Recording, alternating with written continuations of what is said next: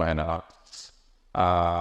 অনেক দোকানদার এরকম আছেন, গ্রামাঞ্চলে বেশি হয়, যে টঙের দোকানে একটা টেলিভিশন চালাই দিয়েছেন, তো এটা মানুষকে আকৃষ্ট করে রাখছে। তো এই ব্যক্তি আল্লাহর পথে যেতে, আল্লাহর জিকির করতে, নামাজে যেতে, আল্লাহর ঘরে যেতে বাধা হয়ে দাঁড়াচ্ছে। এটা রীতিমতো বাধা। এই টেলিভিশনটা মানুষের দিনের বেলা যেতে বাধা।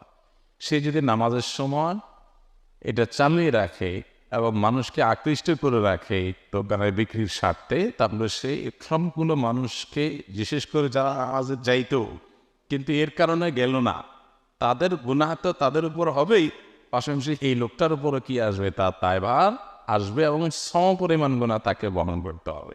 সে দেখা গেল এমনও হতে পারে যে সে নামাজ নিয়মিত পড়ে, কিন্তু অন্যদের নামাজ নষ্ট হওয়ার কারণে সে এই বেনামাজি হওয়ার অপরাধের দায়ে কিয়ামতের ময়দানে দায়ী হয়ে জাহান্নামে